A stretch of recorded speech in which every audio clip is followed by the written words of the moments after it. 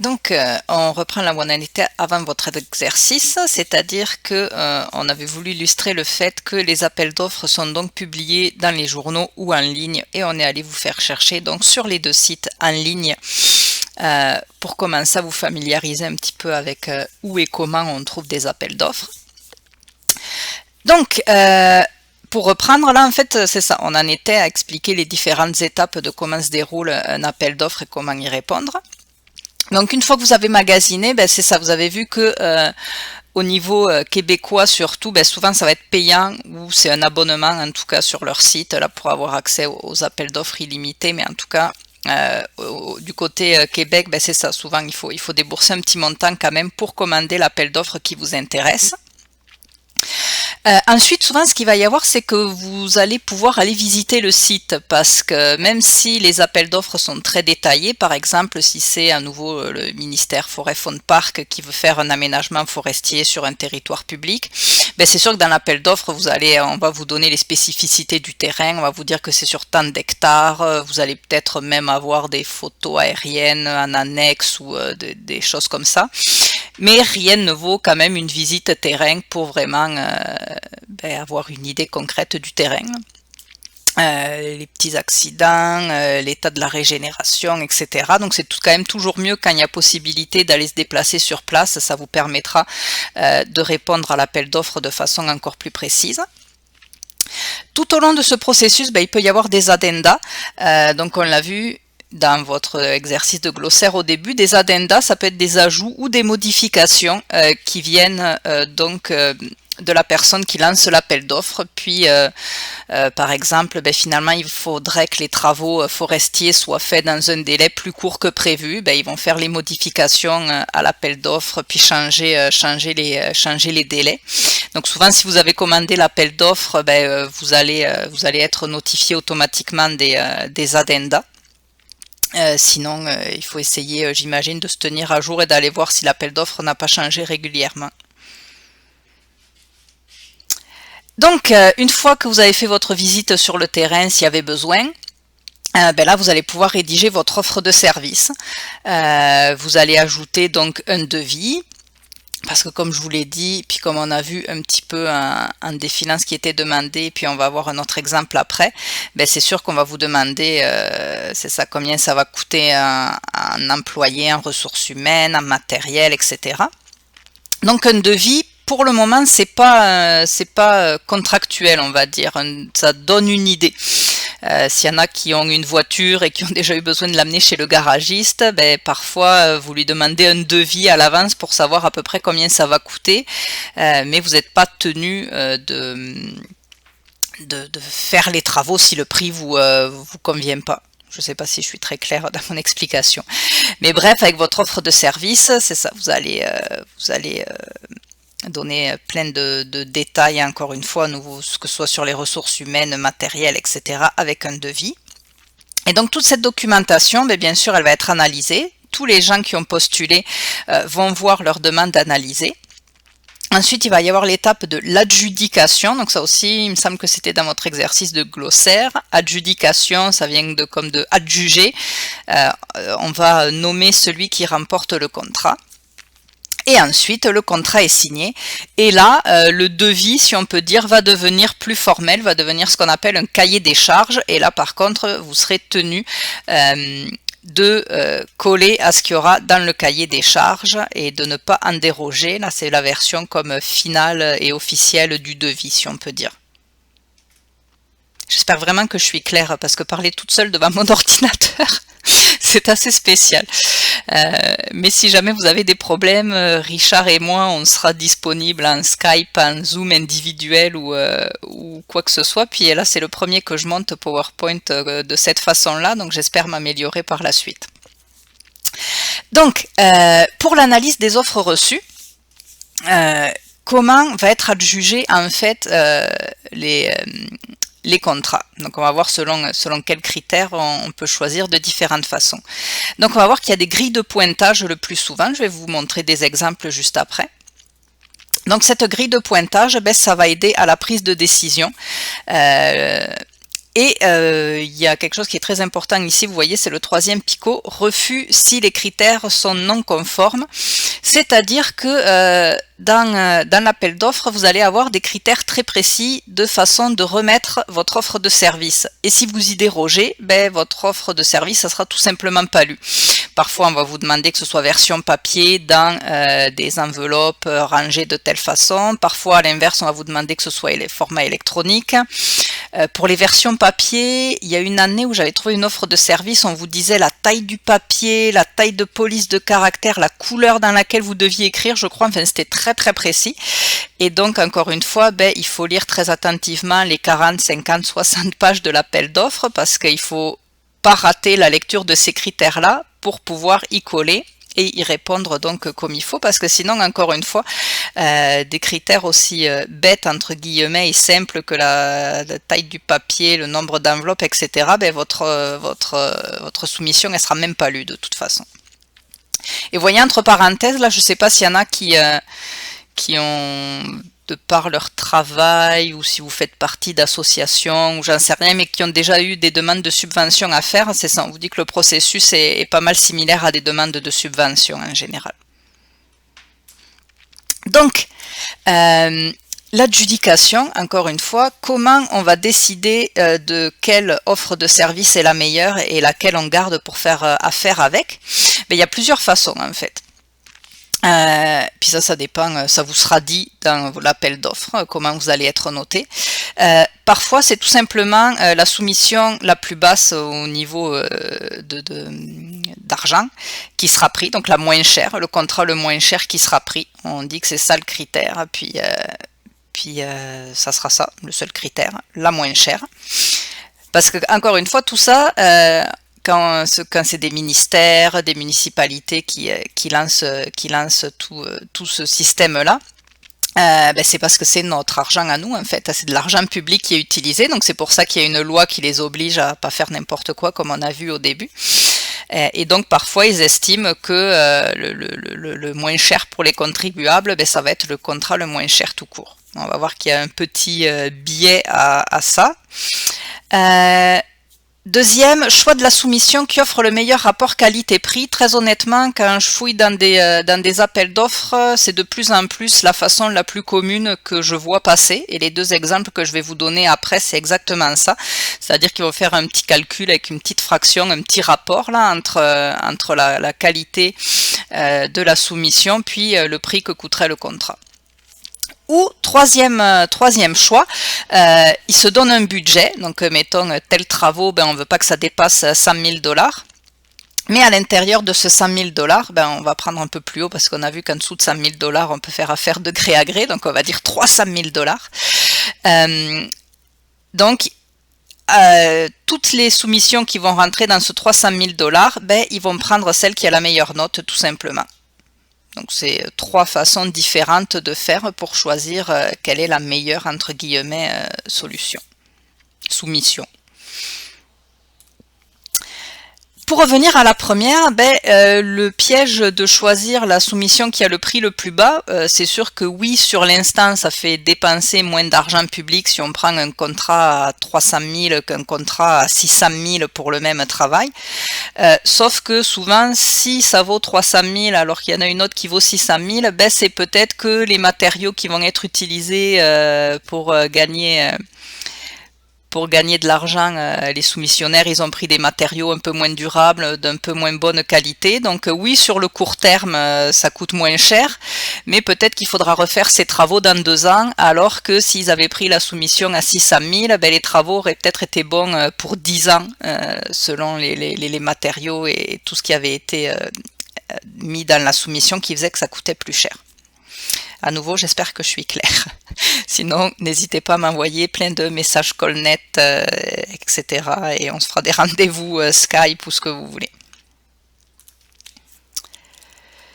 Donc, là, c'est des exemples justement pour illustrer un petit peu ce dont je vous parlais, notamment sur les règles de présentation qui peuvent faire que si vous ne les respectez pas, votre soumission n'est même pas valide.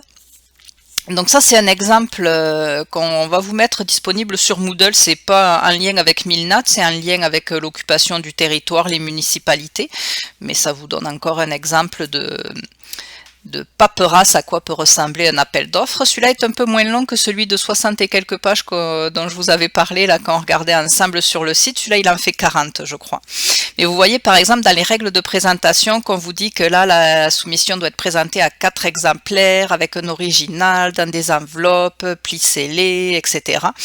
Que s'il n'y a pas de place, il faut coller une enveloppe à l'autre. Donc tout ça, il faut faire attention de le respecter. Là, on vous parle des fameux addendas, justement, aussi. Ça illustre encore une fois ce dont je vous parlais. Si vous lisez en même temps que moi, vous voyez, on vous dit que parce que là, c'est une municipalité c'est un exemple d'appel d'offres qu'une municipalité peut lancer. Donc, on vous dit que la municipalité se réserve le droit, s'il y a lieu, d'expliquer, modifier ou compléter les documents de soumission. C'est la définition d'un addenda, comme vous aviez vu, déjà en circulation avant la date limite de réception des soumissions. L'addenda est incorporé au document d'appel d'offres. Ceux qui sont déjà en possession des documents d'appel d'offres en seront avisés au moyen d'addenda signés par le responsable. On leur transmettra par la poste télécopieur, il n'est peut-être pas très récent cet appel d'offres, ou courrier électronique, etc. Donc à nouveau, c'était juste pour illustrer un petit peu les termes dont on a déjà parlé. Et là, c'était surtout pour vous montrer un exemple de barème d'évaluation. Donc là, vous voyez, vous avez un pointage comme dans nos travaux à nous au Cégep. Donc là, on vous dit que l'expérience du soumissionnaire vaut 20 points, les compétences et disponibilités du responsable de projet 30 points, organisation de l'équipe de projet 30 points, échéancier du travail 15 points, puis qualité générale 5 points. Donc tout ça, bien évidemment, ça veut dire que c'est des thématiques et des chapitres, on va dire, que vous avez à détailler, vous, dans l'offre de service que vous renvoyez. Donc il va falloir, souvent il va falloir que vous envoyiez le CV de tous les membres de l'équipe qui vont travailler sur le projet pour montrer la compétence de tout le monde. Encore une fois, il y a un budget détaillé, que ce soit en ressources humaines, en ressources matérielles. Donc c'est quand même un gros travail. Donc ça, normalement, ça fait 100 points, je crois, c'est ça. Et ensuite, on vous montre le petit calcul qui sera fait, parce que là, c'est un cas, comme je vous disais, où on va prendre en compte les deux. On va prendre la qualité du travail que vous présentez, que vous allez fournir, et on va faire un rapport qualité-prix avec une petite fraction avec le prix du contrat. Donc encore une fois, c'est vraiment la façon, moi, de ce que j'ai trouvé la plus courante en ce moment, de tenir compte des deux, de faire un rapport qualité-prix. Donc là, vous voyez, il va y avoir un petit calcul fait avec le pointage que vous aurez, qu'on vous aura attribué pour la qualité globale de votre présentation. Puis on va diviser par le prix, puis ça fera un pointage final. Donc encore une fois, j'espère que tout ça est à peu près clair. Là, on vous dit aussi, vous voyez le 4.6, qu'il faut que vous ayez au moins 70 points sur 100 au pointage, sinon on ne fait même pas le calcul avec votre offre, elle n'est pas assez de qualité au goût de ceux qui ont lancé l'appel d'offres. Autre exemple ici. Puis là, ça va nous refaire aller sur le site des appels d'offres fédéraux. J'espère que vous avez bien fouillé parce que, comme je vous disais, il y en avait vraiment pour tous les goûts. Là, si vous êtes allé dans l'onglet ressources naturelles, il y avait beaucoup de choses en faune. Donc là, je vais aller cliquer sur étude des saumons de la rivière Stikine. À nouveau, hein, on a beaucoup de problèmes d'internet, mais ça va arriver. Donc là, j'étais allée, comme je vous dis, dans ressources naturelles. Puis il y avait plein de choses intéressantes pour un exemple en faune. J'espère que vous les avez vues, que vous avez vraiment pris le temps d'aller vous amuser sur ces sites-là. Il y avait par exemple contrôle de population de la bernache, puis moi j'ai cliqué au hasard ici, étude des saumons de la rivière Stikine, donc ça c'est actif. Par Pêche et Océan Canada. Et je vais aller ouvrir le détail en bas pour vous montrer encore une autre façon de pointer. Puis eux, ils avaient d'autres façons de demander aussi vos offres de service. Dans l'exemple que je viens de vous montrer, donc vous aurez le Word au complet même si je ne suis pas persuadée que tout le monde aille le regarder, mais il sera disponible sur Moodle, le Word de celui que je viens de vous montrer. Ou donc, quand vous parlez d'enveloppe, de version papier à envoyer, ben ici, la présentation de la soumission, je l'ai lu tout à l'heure, là je ne sais plus où c'est exactement, mais là, à l'inverse, on vous la demande version électronique. Donc voilà, des PDF à envoyer, taille maximale du courriel ne doit pas dépasser 10 mégas. Donc là, vous embêtez pas à envoyer des copies papier parce que ça ne sera pas lu de toute façon, ils liront que les courriels qu'ils reçoivent. Et dans la limite de tant de mégaoctets, etc. Donc encore à chaque fois, il faut bien lire tous les détails d'un appel d'offres. Là, vous voyez, celui-là, il est moins pire, 28 pages. Et je vais aller retrouver... Donc voilà, ici, vous donne un exemple de comment va être attribué donc le contrat qu'il juge le meilleur. Donc là aussi, il va y avoir un pointage. Là, je ne suis pas allé voir le détail de sur quoi on vous note. Mais en tout cas, il y a un pointage qui vaut donc 70% de la note, c'est les points de votre soumission, et 30% pour le prix de votre soumission. Donc là, vous voyez, il y a 3 soumissionnaires, il y en a un qui a eu 45 sur 50, un 30 sur 50 et l'autre 40 sur 50. Donc pour le moment, c'est le soumissionnaire 1 qui serait en tête parce que c'est lui qui a la meilleure note. Mais ils vont prendre en compte le prix à l'heure du projet. Donc là, il y en a un, ça ferait du 120 $ de l'heure en moyenne sur tout le projet, le deuxième 90 et le dernier 75 $ de l'heure. Donc là, ils vont prendre le prix le moins cher des 3 pour faire leur base. Donc 75 sur 75 fois 30%, ben, ça fait 30 points. Et donc les autres, plus ils vont être chers, plus ils vont s'éloigner de cette note maximale de 30 points. Donc lui qui est 90 $, un peu plus cher, ça lui fait que 25 sur 30. Et lui qui est beaucoup plus cher, ben, ça lui fait tomber à 18,75 sur les 30 points pour le prix. Et ensuite, ils additionnent donc tout simplement la note technique avec la note du prix. Et là, vous voyez que du coup, ben, bam, c'est le 3e soumissionnaire finalement qui remporte l'offre parce qu'il avait juste un tout petit peu moins de points que le premier. Il avait 40 sur 50 au lieu de 45, mais il était tellement moins cher que ça l'a fait passer devant le soumissionnaire numéro 1. Donc voilà pour l'exemple ici. Donc je vais revenir à mon PowerPoint si j'y arrive. Oui. Donc, une fois que le contrat est adjugé, il y a une particularité au niveau canadien qui n'est pas au niveau québécois. C'est que au niveau canadien, donc fédéral, puis c'est là que vous allez comprendre le lien avec la photo, parce que sinon pour le moment il n'y a pas trop de lien avec l'image. Mais c'est qu'au Canada, ils vont, au Québec aussi, ils vont mettre public qui a gagné l'appel d'offres, puisqu'encore une fois c'est par souci de transparence, etc. Mais au Canada, il y a une période de préavis, c'est-à-dire que du moment où ils vont annoncer qui a gagné l'appel d'offres, ben, vous avez un temps pour dire non, je ne suis pas d'accord. D'où le lien avec la photo, là, dans les mariages, si quelqu'un s'oppose à ce mariage, qu'ils le disent maintenant ou se taisent à jamais, là, bon, ben, c'est un peu ça. Là, vous avez le droit d'aller dire hey, non, j'ai vu que c'est lui qui a gagné, je ne suis pas d'accord pour telle ou telle raison. Je n'ai pas de cas concret là, mais en tout cas, vous avez un petit temps pour aller dire si vous n'êtes pas d'accord avec la personne qui a gagné. Donc ensuite, le contrat est signé si personne ne s'oppose à ce que le contrat soit adjugé à l'entreprise qui a gagné. Les contrats sont signés, mais bien évidemment, il y a toujours moyen de briser un contrat si les termes du contrat ou du cahier des charges ne sont pas respectés d'un côté ou de l'autre, bien évidemment. Stratégie légale et illégale pour remporter un appel d'offres.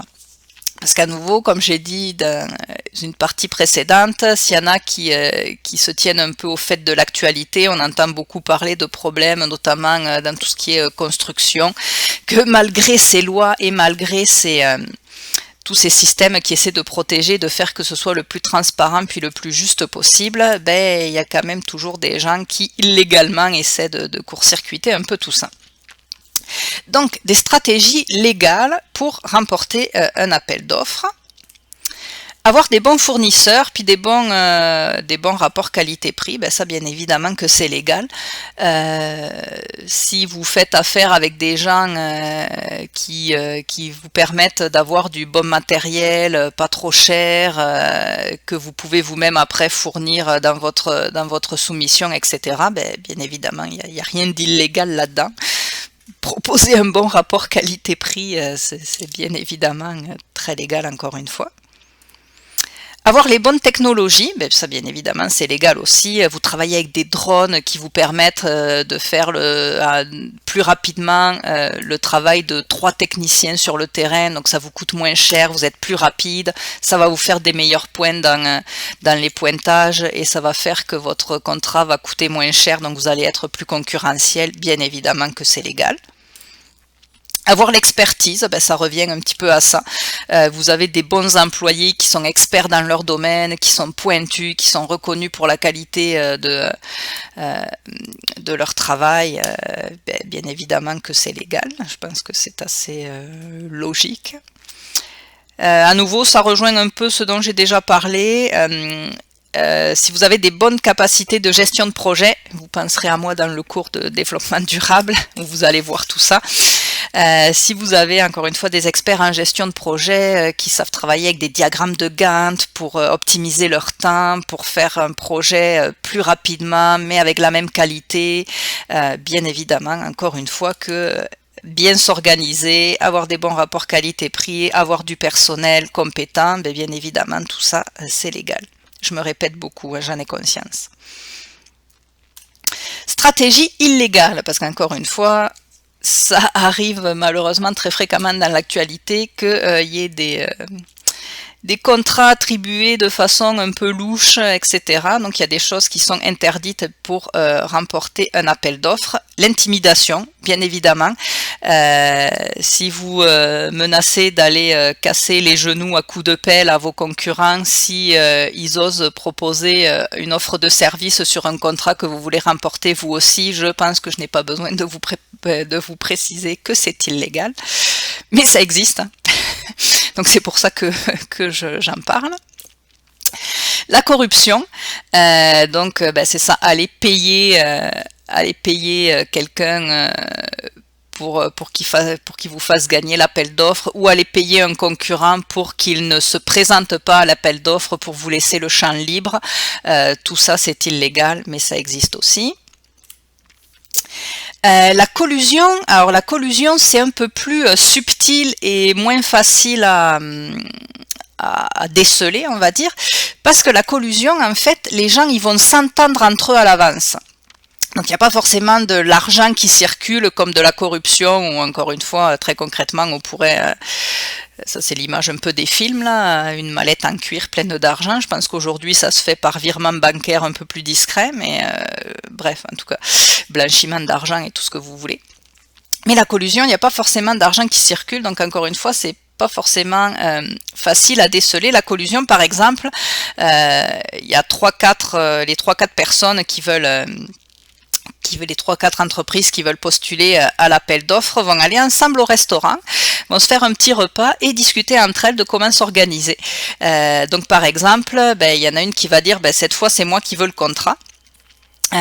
Donc vous allez gonfler vos prix pour que vous soyez trop cher et pas concurrentiel et que vous soyez sûr de pas être pris.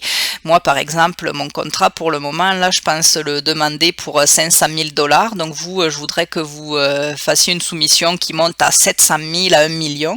Comme ça vous serez hors jeu et c'est moi qui vais gagner. Puis la prochaine fois on changera. La prochaine fois ça sera toi, on va te laisser gagner. La prochaine fois ça sera toi. Donc ça bien évidemment c'est illégal parce qu'au passage, comme vous voyez en bas, ils peuvent se gonfler leur marge de profit. Si le contrat est faisable à 500 000, mais que le gars il veut s'en tirer 700 000, il va dire aux autres encore une fois de monter encore plus haut, de gonfler les prix jusqu'à 1 million, puis c'est quand même lui à 700 000 qui va gagner parce qu'il est le moins cher, alors que ça aurait pu être fait pour 200 000 de moins. Donc encore une fois, j'espère être clair. Et donc pour finir, c'est ça, en résumé, c'est quoi les compétences pour être capable de remplir comme il faut un appel d'offres? Tout d'abord d'être capable de bien lire les critères, j'en ai beaucoup parlé, mais c'est très important parce que votre soumission, elle peut être écartée juste parce que vous n'avez pas respecté un critère de présentation, donc c'est très très très très important de bien tout lire. Compétences en gestion de projet, encore une fois, vous aurez vos cours de gestion de projet qui vont arriver les 3 derniers semestres de votre technique et vous allez pouvoir vous familiariser avec tout ça parce qu'encore une fois, je me répète beaucoup, mais on va vous demander des détails de ressources humaines, de budget, de gestion de matériel, de gestion de délai.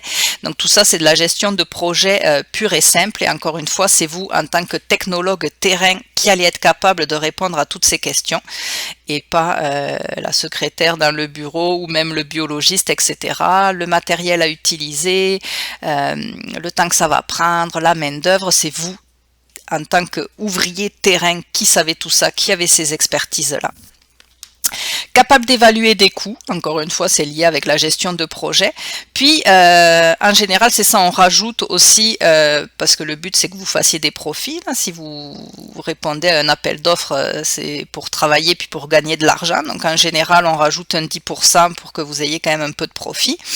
Et on rajoute aussi un 15% du budget lié à l'administration. Donc ça, il ne faut pas oublier de rajouter ça dans l'argent que vous demandez. Et donc, ce qui est souligné en bas, j'en ai parlé, j'ai pris de l'avance en fait sur la lecture de ma diapositive. Donc, encore une fois, être capable de décrire les critères terrain avec précision. Et c'est pour ça qu'on vous a embêté avec tout ce diaporama. Parce qu'encore une fois, en tant que technologue, c'est vous, souvent dans l'entreprise, c'est à vous qu'on va donner les appels d'offres, les offres de services à remplir. Et même plus, souvent, c'est vous qui aurez la tâche, votre boss va vous déléguer à vous la tâche de les magasiner. Donc, ce que je vous ai fait faire sur le site québécois SEAO ou sur le site achat et vente du gouvernement fédéral, souvent, c'est votre patron, il va vous dire 2 fois par semaine, là, va sur les sites, surveille-moi tout ce qui sort, parce que puis tu viens me dire ce que tu as trouvé, sur quoi on peut appliquer. On a eu des conférenciers les années passées, je sais plus si c'était foresterie, faune, mais il y a plusieurs voies de sortie, il y avait au moins 2-3 voies de sortie sur les 4, où les conférenciers nous avaient parlé dans leurs tâches qu'ils surveillaient les appels d'offres et qu'ils répondaient à des appels d'offres. Donc encore une fois, si on vous a présenté tout ça, c'est parce que très concrètement, vous allez travailler sûrement là-dessus, en contexte réel de travail. Encore une fois, votre boss qui va vous dire hey, « T'es allé vérifier cette semaine là les appels d'offres qui sont sortis, sur quoi on pourrait s'aligner pour nous trouver des contrats ?» Donc voilà. Là, j'ai pas encore eu, j'ai pas encore eu le temps de penser à quelques petites questions et j'ai pas eu le temps de voir Richard encore si on vous fait encore 2-3 petites questions sur la dernière partie qui vient de passer pour vérifier votre compréhension. Donc en tout cas, la théorie est terminée là. Vous allez sûrement avoir, je pense, quelques petites questions à compléter à partir d'ici. Sinon, en tout cas, c'est terminé pour cette partie-là. On va se retrouver donc sur le PowerPoint entrepreneuriat, puis sur tous les PowerPoint de législation pure qui vont suivre. Et j'espère m'améliorer au fur et à mesure des PowerPoints. À très vite.